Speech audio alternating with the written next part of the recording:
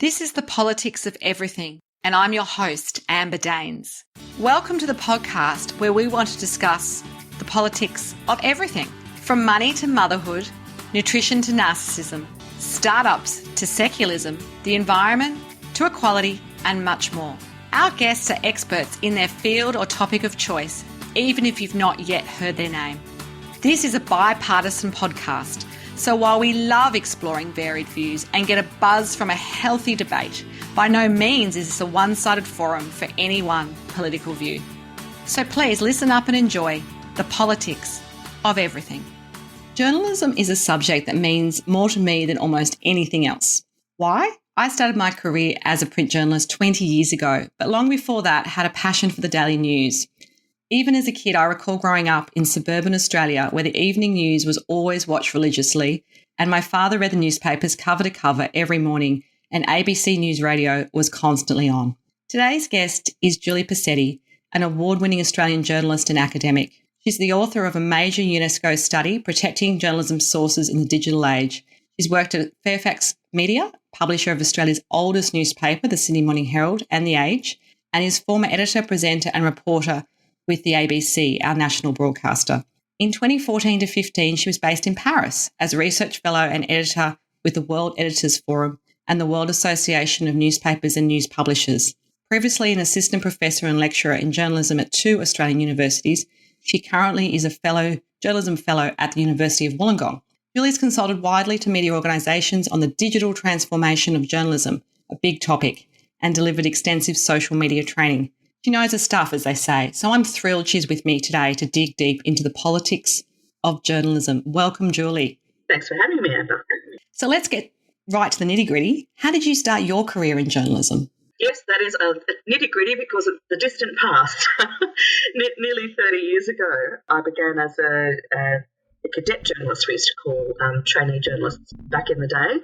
So we're talking late 1980s, and I applied for a number of jobs straight out of school, or actually straight out of school with an intervening period as an exchange student in Germany. So, using snail mail, applied for a lot of jobs from my experience as an exchange student overseas, and eventually I was interviewed for several and got a job with a commercial radio and television station in Wollongong, which is where I had been born and studied.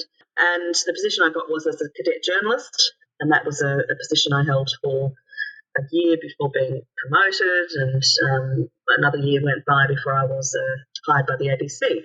So my start was pretty traditional, and it was people kept telling me I was probably one of the last journalists hired straight out of school in a very old-fashioned cadetship style arrangement. But it was a really hard experience, a baptism of fire, really, because I wasn't a graduate of a journalism degree, despite having spent over a decade myself teaching within journalism degrees at Australian universities. I'd come straight from school. I didn't have any real understanding of the theoretical, historical context of journalism other than what I'd gleaned from popular culture and reading the old book. So thrown in the deep end, reporting, news reading, live to air. Within a couple of weeks of starting, I was anchoring news bulletins at the tender age of 18. And that's how it began.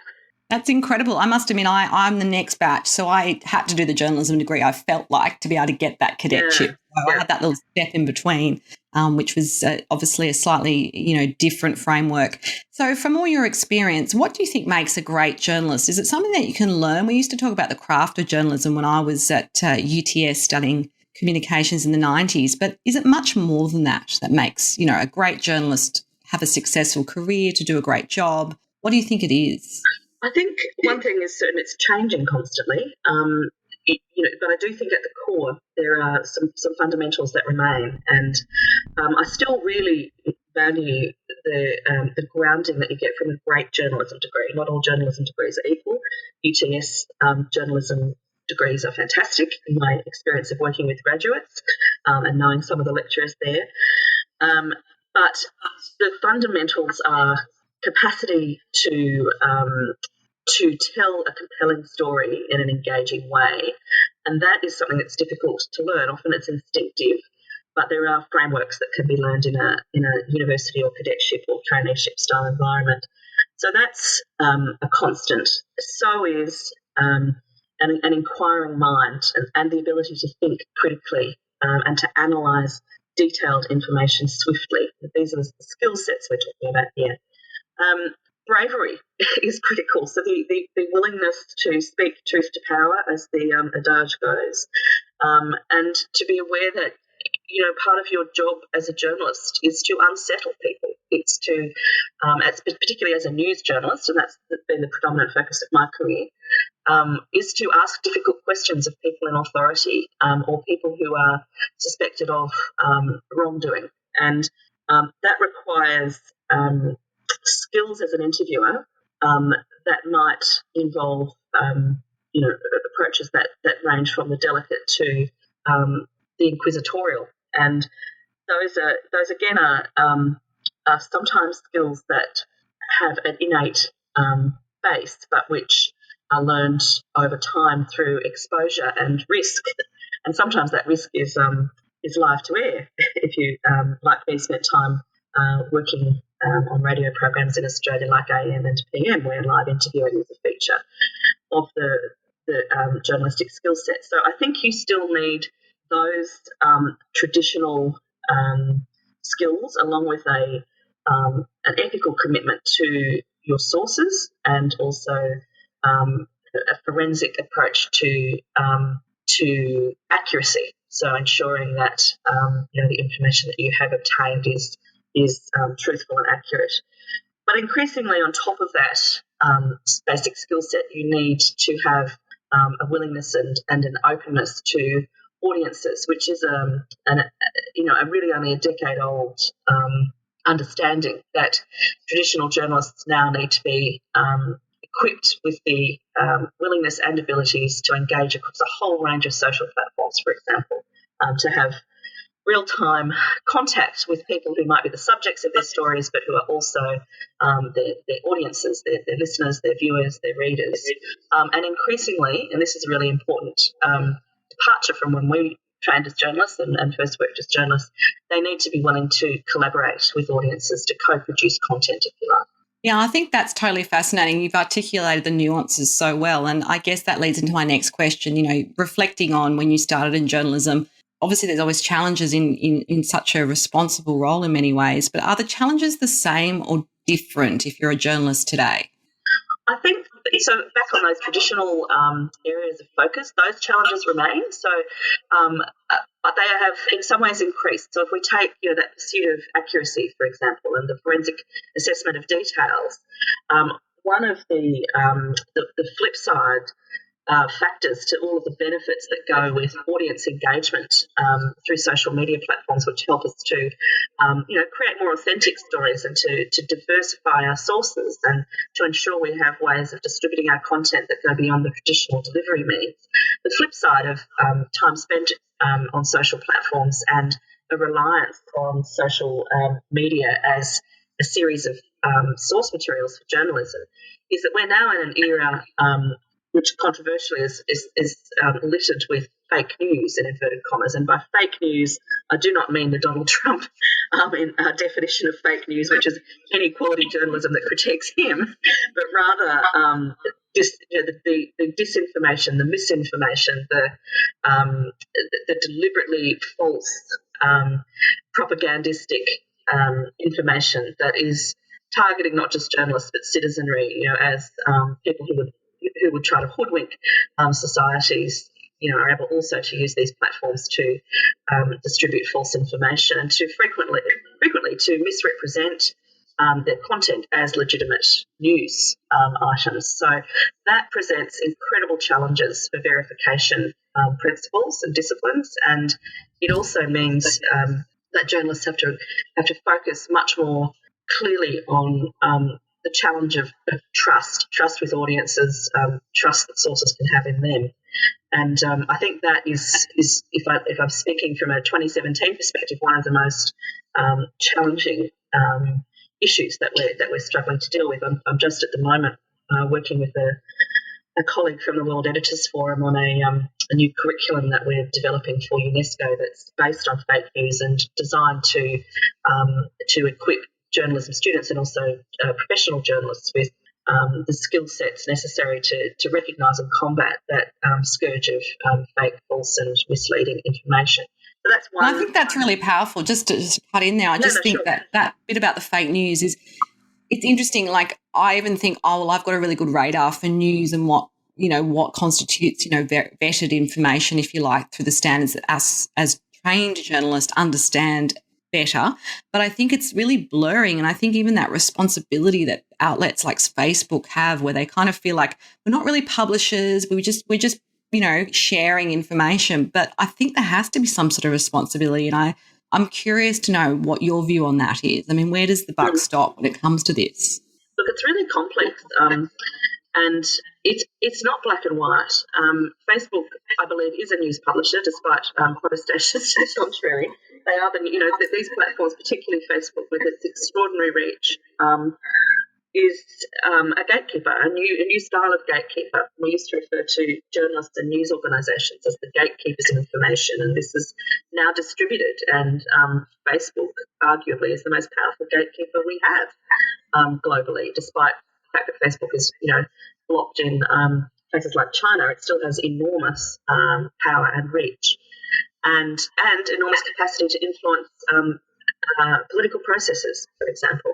So I think that one of the challenges is there are two challenges here, really. One is with the platforms, attempting to convince them that they have responsibilities, and then attempting to assist them in applying those responsibilities, when it comes to curation tools and, there's the algorithm, but there's also human impact, and those are things that have to be taken into account. So Facebook needs to be convinced and then empowered to behave in a way that assists with the verification of content and the presentation of reliable content to audiences, so that it's not drowned out by the kind of material that we've seen generated by fake news farms during the Philippines and US elections, for example.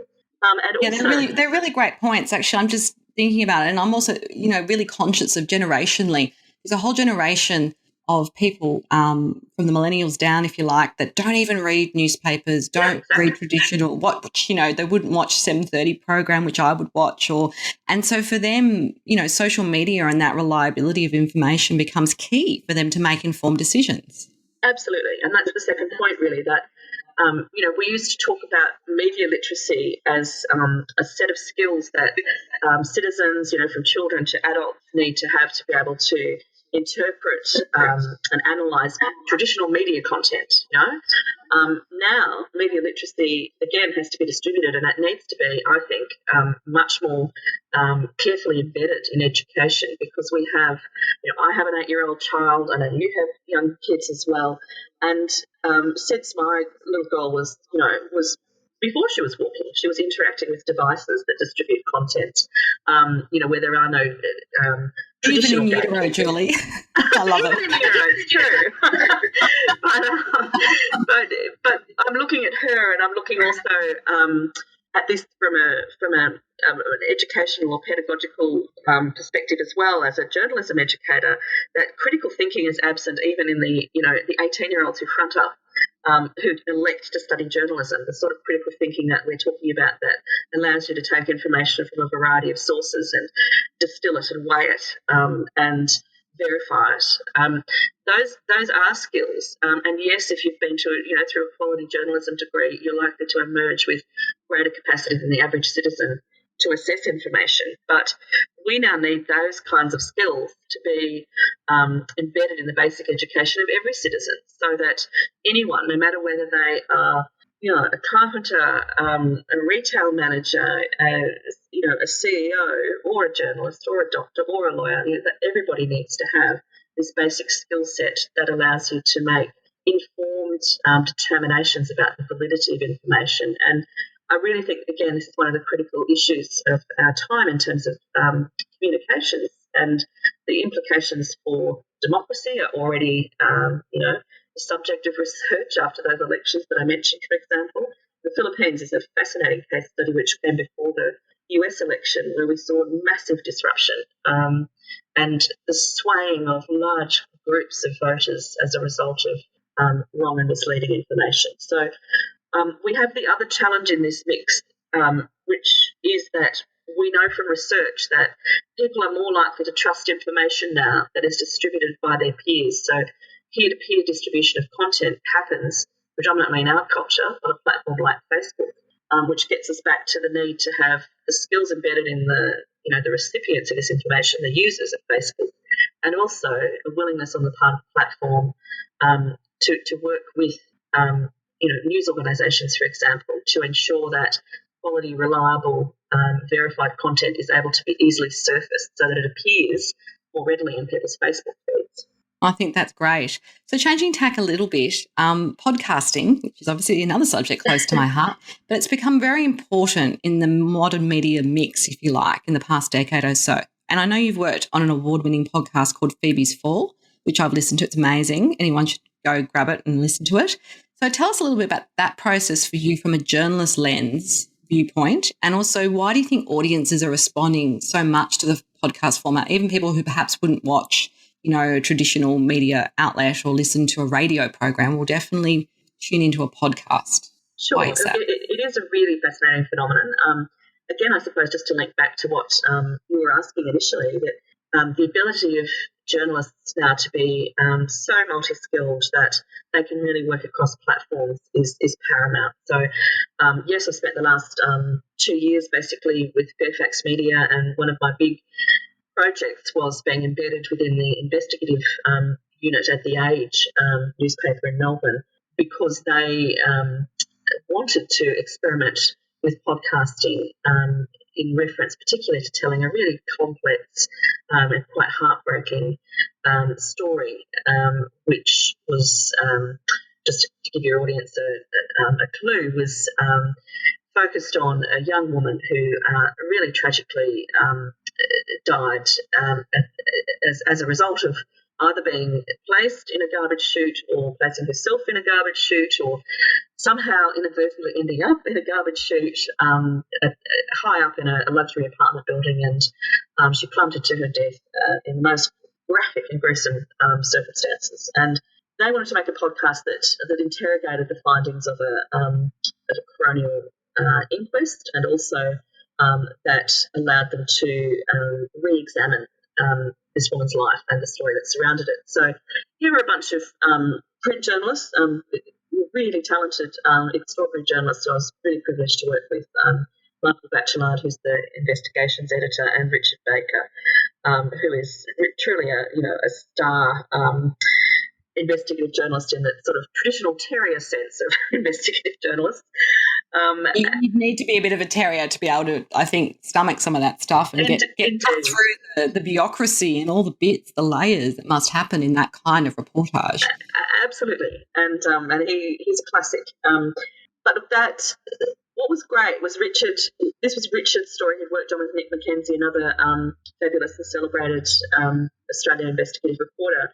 It was a story that was 5 years old, and this was not a cold case in the traditional sense, but an attempt to kind of unpack this story again. And Richard was the one who said, in the context of me, walking through newsrooms in Fairfax and highlighting the renaissance of audio storytelling and the real power of audio storytelling, and suggesting that we should, as a news organisation, embrace it, podcasting that is. And Richard really wanted to experiment with this story. So we collaborated over a period of 4 or 5 months on this project, and I brought in a colleague who's an ABC documentarian, Siobhan McHugh, who was a colleague from the University of Wollongong, and together we forged this really tight and highly collaborative production unit that was much more like a kind of, I suppose, a Radio National approach to producing content than a process at a print newsroom. But it was, and it was very complex storytelling. It was very nuanced, very layered, and from a sound production point of view, it was, these sorts of podcasts where we're chatting are fantastic, and they can be really high impact. One end of the spectrum, when it comes to chat-based podcasting or interviewing podcasting, you've got shows like the ABC's The Conversation, and then there are lots of really interesting shows like yours, Amber, where people are delving into issues and characters. But at the other end, you've got really sort of craft-based audio production techniques, and this Phoebe's Fall was in that realm. So back to your question about why people are engaging with it, I think, I spent 13, 14 years as a predominantly radio journalist with the ABC, and I learned really early on as a traditional radio journalist, news and current affairs, that there is something quite special about the audio medium in the way that it, it levels.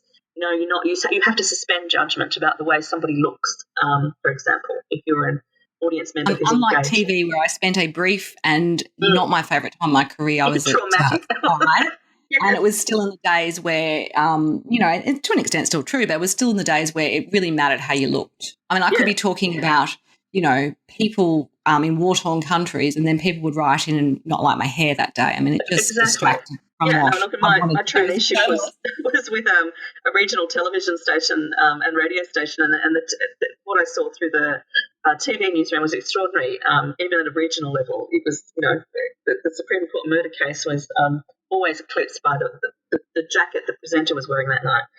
So I think the suspension of judgment that comes with the absence of the visual, which really requires you to listen. Listening is such an underrated element of communication, but it requires you to listen intently, and you engage with the tone and the tenor of a person's voice. And there's something really essentially human about the voice that draws you in ways that can be.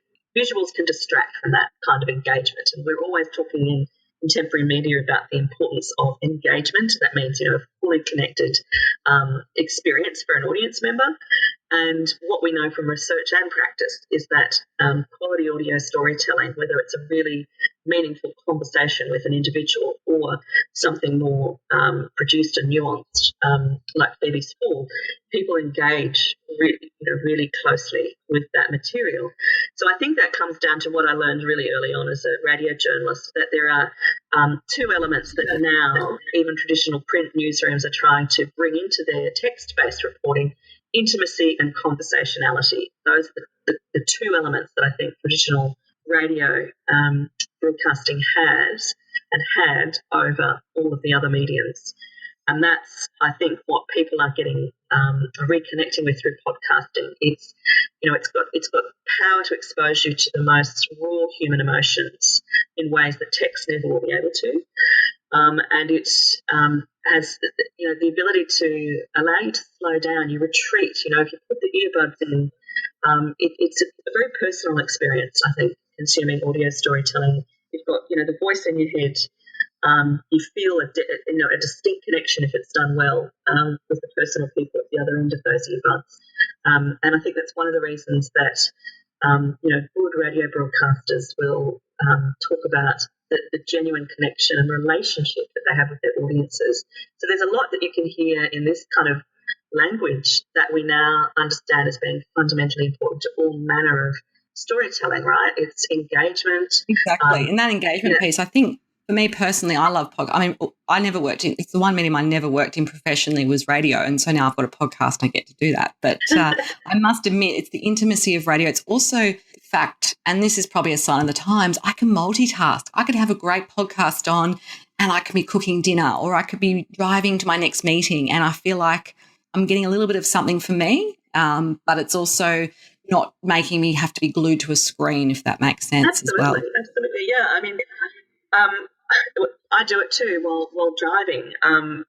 This is also, how I used to consume radio. The beauty of it now is it's on demand. Podcasting is, it's on the device that you're with, and you listen as and when you choose. So, so I have a friend who this is going to sound like a sort of Tony Abbott domestic worker style comment here, but people I know who would program their ironing around a particular Radio National show, well, now they'll just put on a podcast when they're ready to do the ironing. And there's something, I'm talking here about, I've got a colleague and a friend who's in mind when I say this, who is a fierce feminist and a professional woman, but there's something about the sort of methodical process of ironing and being able to deeply engage with audio storytelling that works. And that we kind of knew that, as radio broadcasters, that we had audiences who were just usually distracted by other tasks. They were cooking, they were ironing, they were mowing, they were on a tractor, they were driving. And increasingly now, of course, they're commuting, they're running, they're in the bath, wherever they are. Hopefully not in the bath, because that would be dangerous. Totally. Yeah, no, that sums it up beautifully. So changing a little bit to, again, our angle, I know for you in your career, asylum seekers and refugees have been key themes in your reportage. I am curious to know why these stories that you've pursued, why this area, this arena versus, say, business news or political reporting, which I'm sure you could be equally competent at. What was it about these kinds of stories which have really, captured you and made you feel compelled to tell them? Good question. I was briefly a business reporter, but and in fact, my last task at Fairfax was to executive produce an economics podcast with Ross Gittins and Jess Irvine and Matt Wade, which was a lot of fun, and I learned a lot. But it's true that business and economics and finance, for example, have not been, along with sport, have not been my favourite areas of concentration. That said, politics is actually core to my practice and my interest. I was a political reporter with the ABC in Canberra for some time. But even in that role, you're absolutely right. It was themes that we might term kind of social justice journalism oriented that were my focus. So even as a traditional political reporter, I tended to focus on issues like multiculturalism, Indigenous affairs, and policy issues around inequality, I suppose, and industrial relations. And at the beginning of my career, I did a lot of work. Anti-racism has been a constant theme, and that's what you see, reflected in work I've done on asylum seekers and refugees. Same with reportage on the rise of Pauline Hanson in the 90s. I did a series for AM. Back again, so it's like history does repeat itself. Totally, I know, and all of people are ringing me and asking me about how is it different now? So it's really not that different.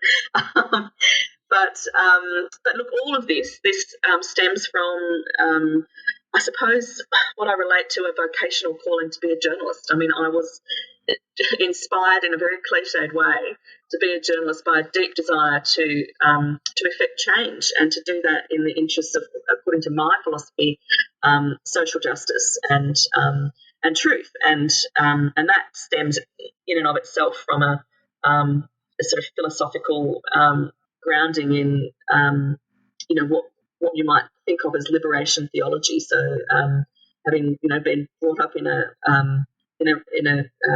traditional Christian, I suppose, household in my teens, and desperately exploring connections to what I believe politically and philosophically were the pressing issues. You are the author of a major UNESCO study, Protecting Journalism Sources in the Digital Age, which published in 2017. Why did you decide to invest your expertise in this particular area? And I guess the second part of that is, have journalist sources always been protected better than now? Or what are the challenges of the digital world that you think had to be, studied and you wanted to shine a light on?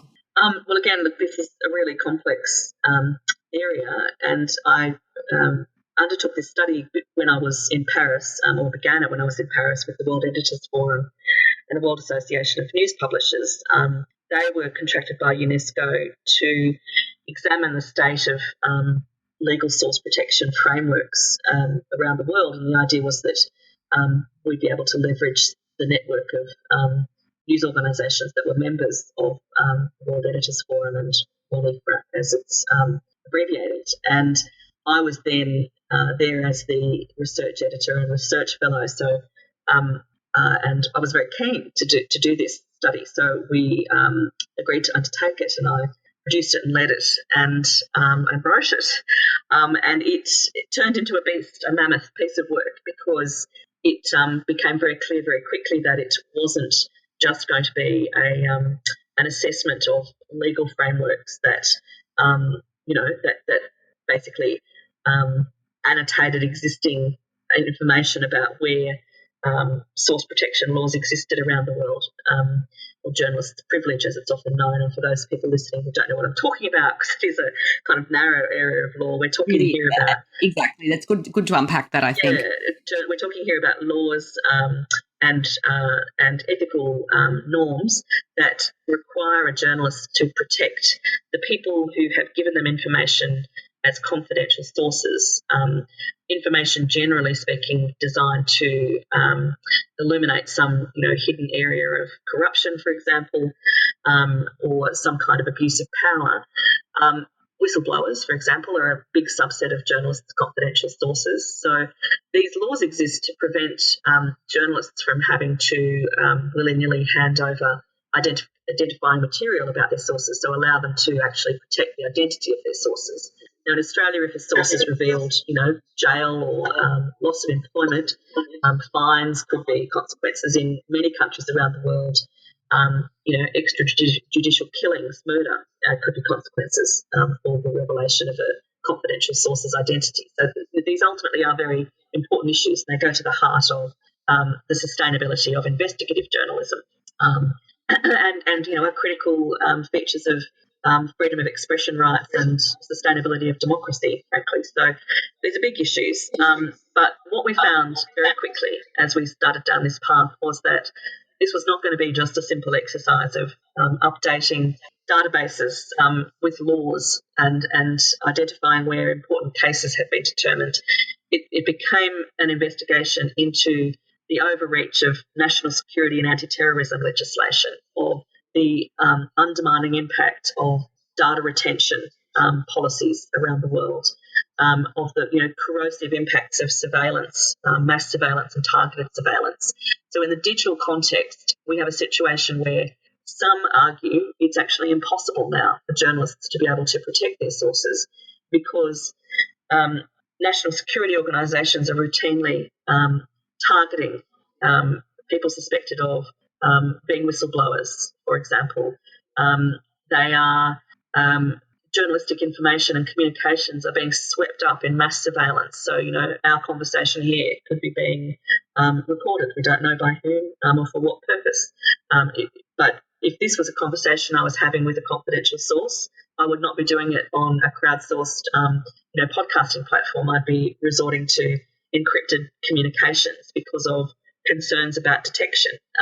So whereas in the past, traditionally, a journalist would meet a physical source in an environment where they were less likely to be detected, now, because journalism is produced largely through digital communications means, our sources are much more exposed potentially. And we are also in an environment where fear of terrorism is allowing states, governments to justify breaching traditions and laws that are designed to protect those communications between journalists and their sources. So it's getting much harder to protect your sources. We know this in Australia through the metadata debate and the revelation earlier this year that the Australian Federal Police, for example, had interrogated a journalist's metadata from their telephone. So we're not immune, is what I'm hearing. We're not only are we not immune, I think in some ways Australian journalists and whistleblowers are potentially more vulnerable because we are part of an alliance called the Five Eyes, which is an alliance of security agencies between Australia, New Zealand, Britain and Canada. And I think I've left somebody out there, the US, a very important oversight. And so those agencies collaborate and share information, making us potentially more vulnerable. That's a very powerful set of spy agencies and capabilities there. So without wanting to cause too much alarm, and I assure you I'm not your classic tinfoil hat wearer, but these are really potent issues. And, I mean, when the UN commissions work on this and ultimately publishes an 80,000-word tome on the implications of all this in a post-Snowden environment, Edward Snowden being one of the most famous whistleblowers of our time, who revealed that this kind of information interception and data gathering was happening. I think, it's time to sit up and take notice. And so one of my missions over the past year since the study was published has been to try and raise awareness within newsrooms and within whistleblower organisations and with governments about the need to offset some of these measures with a commitment to continue the practice and tradition of recognising the importance of confidential sources and the ability of those confidential sources to reach out to journalists. Terrific. So thinking a little bit about the future of journalism, I particularly have some concern for our younger generation in terms of, the aspiring journalists who are going to want to go and do what we've done before, but with very different rules, if you like. What do you think the future of journalism looks like? I mean, is there any kind of signs that this doom and gloom, which particularly is surrounded, say, the traditional newspaper space, where people have, a lot of journalists have been, senior people have been let go, and that doesn't seem any sign of abating. I mean, is there anything you can see that's going to kind of help that next generation? I mean, what's it going to be like? Look, I've been, in Fairfax, as you know, for the last couple of years, and many journalists have taken redundancy, and that is, as part of a seismic shift, a recalibration of traditional news organisations that we're seeing around the world. Downsizing is a feature. And, we could talk for hours about the crisis confronting journalism, but I remain optimistic about the future of journalism in the sense that, investigative journalism, is like a cockroach that will never go away. I think and neither should it. I think that's an important point to make, because one thing I'm really clear about is that good journalism, investigative journalism, it takes time. There are a lot of rabbit holes, and not everything produces content. And in a content-obsessed world, the danger is we, in the essence of wanting to keep profits going, and obviously that's an important part of keeping media buoyant, but we actually cut that off. And I think when we do that, we're really losing a lot about what makes, journalism work. Yeah, absolutely. And I think while there will always be a desire for quality investigative journalism on the part of audiences, and we see that time and time again in the context of crises, whether they're, disasters or and post-disaster relief, for example, or whether they're, massive corruption scandals that expose injustice. People want and need that information. Journalists want to produce that content, but we are certainly going to see a diversification of the kinds of environments in which that information is produced. So I mentioned Amnesty International before. Amnesty International is producing really quality investigative journalism from areas of the world where traditional journalists either can't go or are not being sent by their employers. So we're seeing a kind of a distribution of those processes and tasks. But what I'm wanting to say is I'm not just optimistic about ultimately the future of journalism, although it is likely to look quite different to what we've known and understood to be professional journalism over the past century and a half, for example. I'm very optimistic for young people studying journalism because there are new and different and more opportunities to enter journalism in different ways than there were when we were young and seeking a traditional cadetship or traineeship. So what I mean by that is, young graduates of journalism programs can work in and across all manner of organisations doing good, quality storytelling work. They can come into traditional media through new placements, like social media editor. You might have started a newspaper as an audio producer because there's no sort of traditional skill set inside a newspaper to support podcasting, which is absolutely burgeoning. So while I'm really troubled by the sort of convergent crises afflicting journalism, from business model collapse to fake news to the sort of increasing threats to journalists' safety globally, all of these things are massive challenges. The assault on freedom of expression rights, huge. But fundamentally, there is a willingness and I think a collective understanding that we need to defend this, particularly at the core, quality investigative journalism. And I just remain optimistic about the capacity of society to figure out new ways of funding it, new ways of doing it, and new ways of supporting it. And I still think it's, being able to tell important stories that make a difference is such such a vocational calling, but such an important contribution to society. And it's the best job going, really, still, I think, if you can make a living. I love it too. I know my passion for journalism runs deep. And it's interesting you say that about, Amnesty producing content. Just as a little side tip, I went to some forum, you might have heard this as well. The biggest employer of cadet journalists is actually the banks at the moment. So that's quite interesting. I'm hoping that's for good. And, not all banks are evil, of course. They do some great things in communities, but it's just, and we all need banks because, that's how the world works. But I just thought that was totally fascinating. I would never have considered that 20 years ago when I was going into my career. Yep, and I think that one of the things that journalists can bring to all manner of organisations and, to policy departments of government is that ability to assess information, to verify information, and to weave a narrative around it that makes it digestible. I mean, that's a pretty important contemporary skill set across a range of professions now. Absolutely. Well, my final two questions are always the same for my guests. And the first one is around any special mentors or inspirational people that have guided you. They don't have to be well-known names at all, but, people that have given you that kind of view and that lens in life that has, I guess, inspired you in some way. Are there any people that come to mind, and what have they taught you about the business of journalism and life? Well, this is not a name that is necessarily a household in Australian journalism, but my very first mentor is somebody I still occasionally touch base with. We still talk about theories of journalism, ethical challenges. It's a man named Andrew Bell who was a TV journalist at Win TV when I was in the radio newsroom that shared a space with Win TV in Wollongong. And Andrew had just, at that point, nearly 30 years ago, just come from Wales, where he'd worked as a regional journalist with the BBC. And he was the intellectual, North Star in that newsroom, and I gravitated immediately towards him. And he saw somebody who really had little clue, despite being a kind of bright spark fresh out of school with an inquiring mind.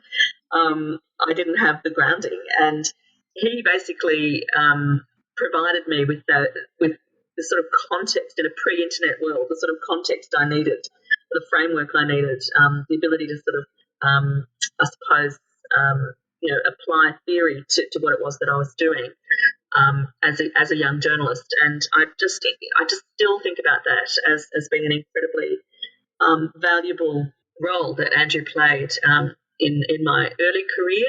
And we've kind of crossed paths over the years, and he's now back at the ABC in Canberra as a senior journalist. And he won't mind me saying he's approaching 60 now. So, and he's mentored so many young journalists during that time.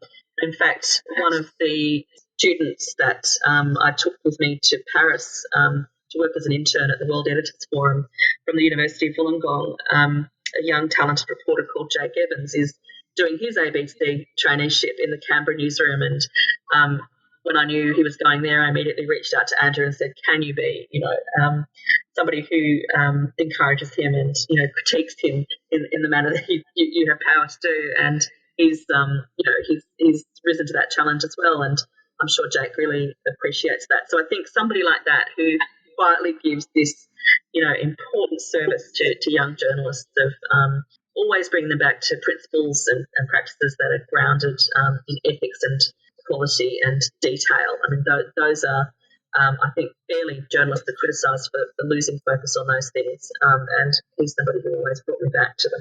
So I think he's the one I'll mention. Perfect. I'm sure there's many more, but he sounds like a perfect role model for you. Just to wrap up, any top or final ideas that you would love to share with listeners as we wrap up? Not everyone's going to be a journalist, of course, but is there anything that you'd like people to understand in the politics of journalism so that when they are watching, listening, whatever they're doing, consuming media, they have have the right perspective on it? Yes, look, there is. I know we're in an environment currently where it's a national sport to bash or critique journalists, and I will say that many journalists, and in particularly some news organisations, are worthy of our collective critique. They are not all shining lights here or anywhere else, but I think that we as a nation need to recognise the extraordinary value of the best of our journalists when it comes to accountable governments, responsible businesses.